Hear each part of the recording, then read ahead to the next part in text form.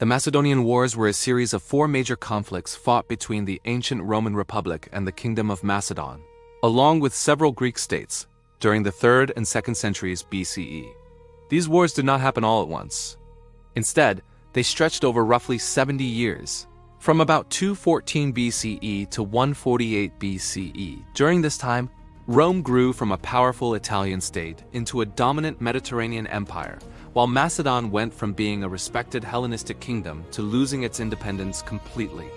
The wars are important in history because they show how Rome expanded eastward, how Greek politics weakened the Greek world, and how military changes helped Rome defeat one of the most famous military traditions in history, the Macedonian Phalanx. By the end of the wars, Rome had taken full control of Macedon and had gained enormous influence over all of Greece. Before the wars began, Rome and Macedon did not consider each other natural enemies.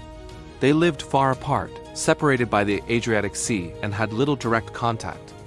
Macedon was a kingdom with a long tradition of military power. It was once the homeland of Alexander the Great, whose empire had stretched across the Middle East and into India. After Alexander's death, his empire broke apart into several kingdoms. One of these was the Macedonian kingdom ruled by the Antigonid dynasty. Although much smaller than Alexander's empire, Macedon remained respected for its warriors and its phalanx formation. Rome, on the other hand, had risen to dominance in Italy and had become the most powerful state in the Western Mediterranean after fighting Carthage in the Punic Wars. Its soldiers, organized into legions, were strong, flexible, and well-trained.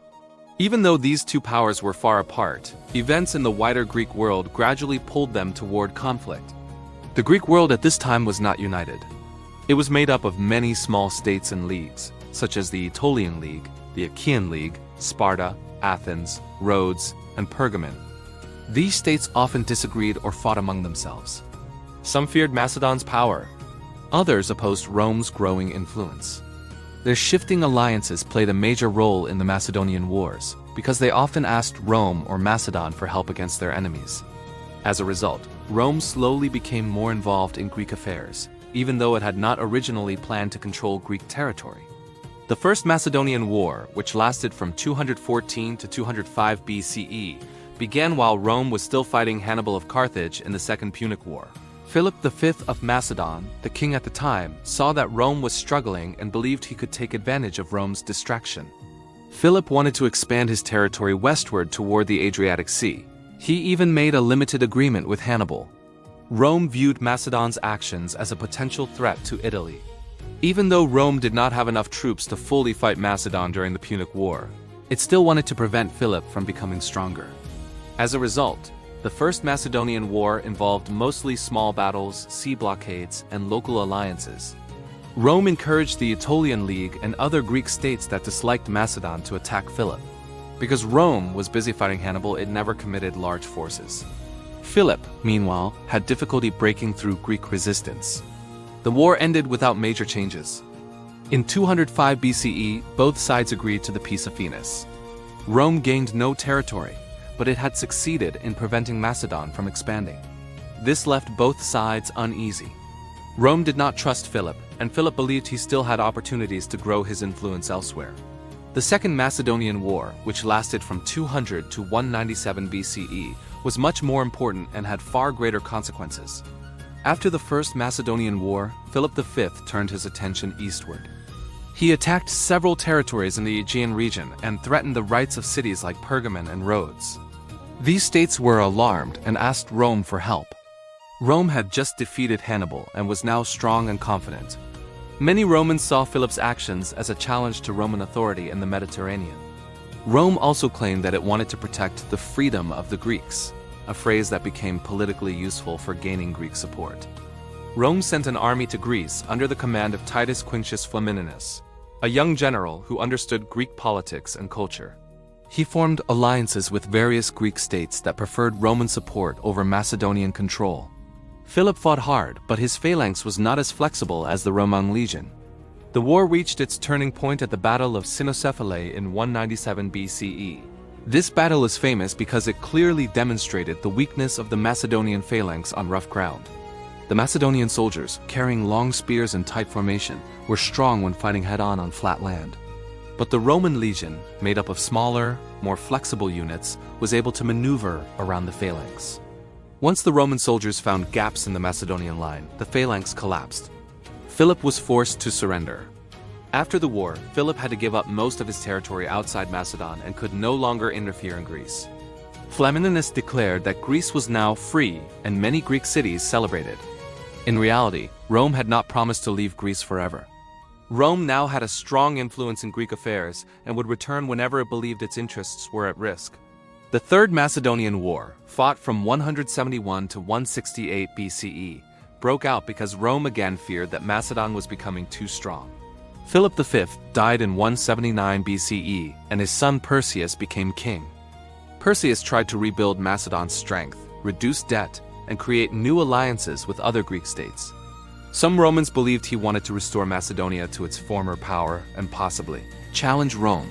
Whether Perseus truly planned this is unclear, but Roman politicians used the suspicion to push for war. At first, Perseus won some battles and defended Macedon well. He tried to negotiate peace with Rome, but the Romans refused, wanting a complete victory. Eventually, Rome sent a new commander, Lucius Aemilius Paulus, who reorganized the Roman forces and marched deep into Macedonian territory.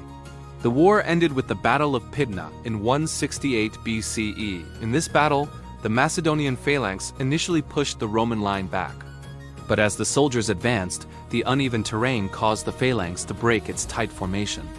The Romans quickly used their flexibility to slip into the gaps and attack the Macedonians from the sides. The result was a total Roman victory. Perseus fled but was captured, and Macedon was defeated. After the Third Macedonian War, Rome did not annex Macedon immediately. Instead, it divided the kingdom into 4 smaller regions, each forbidden to trade or cooperate with the others.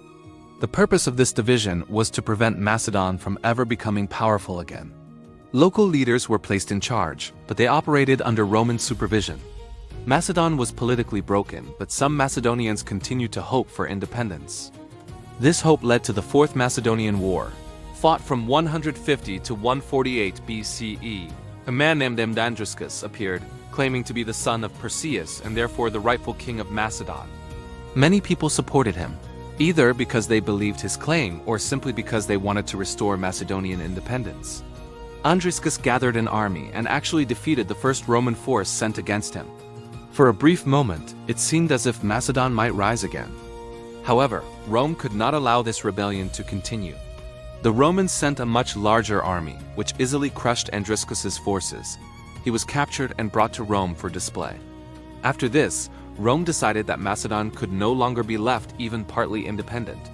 In 146 BCE, Rome formally annexed the region and turned it into the Roman province of Macedonia. In the same year, Rome destroyed the Greek city of Corinth after it resisted Roman influence. These events symbolized the end of Greek independence. From this point on, Greece remained under Roman control for centuries. The Macedonian Wars had many long-term effects. Politically, they ended the power of the Antigonid dynasty, which had ruled Macedon since the time of Alexander the Great's successors. They also allowed Rome to become deeply involved in Eastern Mediterranean affairs. After controlling Greece, Rome gradually expanded further east, eventually conquering Asia Minor, Syria, and Egypt. The wars also contributed to the rise of the Roman Empire by giving Rome access to new resources, trade routes, and strategic locations. Culturally, the wars had a surprising result. Although Rome conquered Greece, Greek culture greatly influenced Rome. Wealthy Romans began studying Greek literature, philosophy, art, and science. Greek tutors educated Roman children, and Greek ideas shaped Roman religion and politics. Many Romans admired Greek achievements and believed Greek culture represented the highest form of civilization. This cultural exchange helped form the Greco-Roman world, a blended culture that lasted for centuries and still influences modern society. There were several important reasons why Rome won the Macedonian Wars. One major reason was the Roman military system. The Roman legion was organized into smaller units called manipules or cohorts, which could move independently. This flexibility allowed the Romans to fight effectively on rough terrain and to adapt to changing battlefield conditions. The Macedonian phalanx, although powerful, required flat ground and tight formation. If the formation was broken, the phalanx became vulnerable. Roman generals learned how to exploit these weaknesses. Another reason for Roman success was diplomatic strategy. Rome often made alliances with Greek states that feared Macedon or wanted protection. These alliances provided Rome with bases, supplies, and local support. Greek states frequently welcomed Roman intervention when it benefited them, but this opened the door for Rome to gain more control over time. Additionally, Rome had greater manpower and resources than Macedon. Even if the Romans suffered a defeat, they could replace their soldiers more easily. Macedon, with its smaller population, could not sustain long wars. The internal divisions of the Greek world also helped Rome. Greek states had a long history of rivalry, and they rarely united against outside threats. Some sided with Rome, some with Macedon, and some switched sides depending on their interests. This lack of unity made it easier for Rome to step in as a powerful outside force and eventually dominate the region. In the end, the Macedonian Wars transformed the Mediterranean world. They marked the beginning of Roman rule in Greece and demonstrated the shift in power from the Hellenistic kingdoms to the Roman Republic. Macedon, once the homeland of Alexander the Great, was reduced to a Roman province. Greece, once famous for its independence and cultural achievements, became part of the Roman sphere. Yet the cultural influence of Greece only grew stronger, shaping the identity of Rome itself.